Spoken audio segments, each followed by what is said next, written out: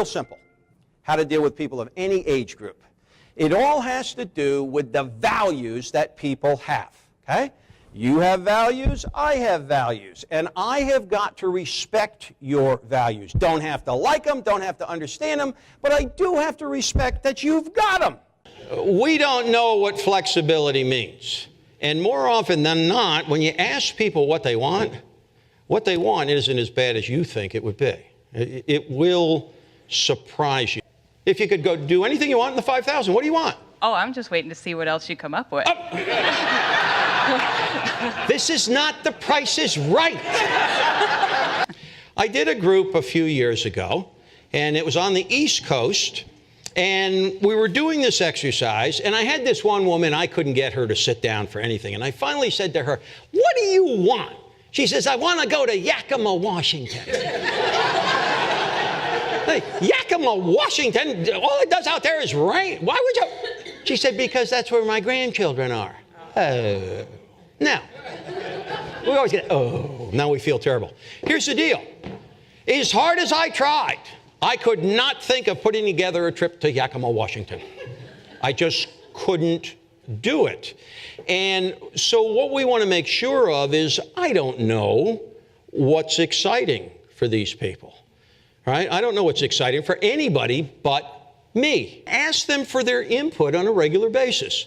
Probably nothing is more important than I'm having a meeting and I got 5 people from my staff there. Hey, Alice, what do you think? I am validating Alice because I'm asking for her opinion in front of her peers.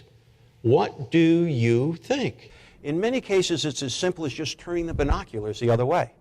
You know, some of you may have kids or grandkids, and they get those little pair of green or blue binoculars, and they always seem to look through them the wrong way, don't they? And what do we do as well-intentioned parents and grandparents? We say, no, Johnny, you're doing it the wrong way, and we turn them around. They were seeing the world the way they wanted to. And we kind of change that on them. So in many cases, it's just as simple as getting somebody to turn the binoculars the other way. The way sales has changed because of this is just absolutely incredible. 70% of the buying decision's been made before the salesperson gets there. I want you to think about that. 70% of the buying decision's been made. Because if I'm a millennial, if I'm an X, or even if I'm a boomer, I'm going to go online and I'm going to research all that stuff, right? So when that salesperson comes to call on me, I don't need you to tell me about the features and benefit. I don't need you to tell me about the PSI. I don't need you to tell me about all of this stuff. I know that. What I want to know is, what are you going to do? I like to go to Las Vegas, not because I'm that much of a gambler. I'm a storyteller. And if you want to get good stories, go to Las Vegas, right? And sometimes, believe it or not, I've even seen, human kindness there that you wouldn't think you'd see in that, city of Sodom and Gomorrah. When I see those kindly grandfathers that are nice enough to bring their granddaughters with all those dogs, it just breaks my, it just tears me up. It really does. Nobody wants to wait 6 months to get a performance appraisal to know if I'm doing a good job.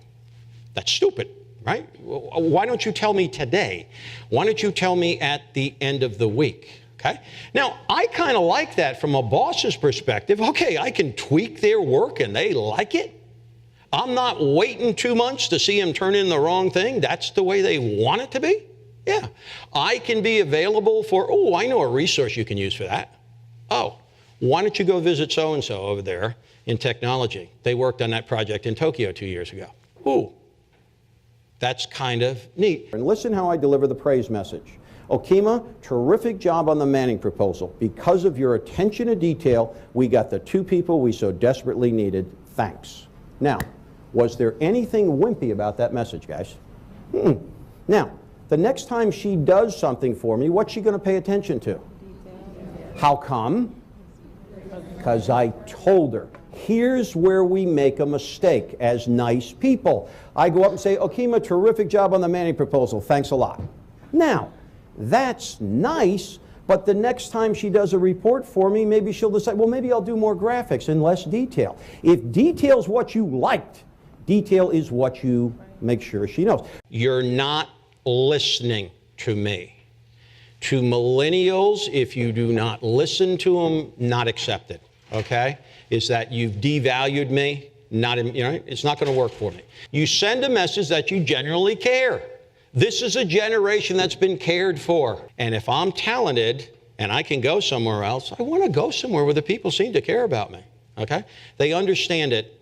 They get it. Do you know where the bottleneck is in your organization? Go, I said, then it's probably you. Because ultimately what happens here is if the person knows it needs to be done, they'll go around that supervisor's back to get the job done right, won't they? And so in an environment of fear, you're not going to get pristine information. And quite frankly, guys, in the business you're in, you can't have any gilding. You got to get precise information. But if I'm afraid to tell you this, or, ooh, you're in another one of your moods, and I don't want to tell you that today, that can affect performance dramatically. I've talked to people and they've said, oh, I've left, they leave some big, I said, why would you leave a big company like that with the great benefits? Well, because my boss was a dinosaur. It was crazy. It was, what?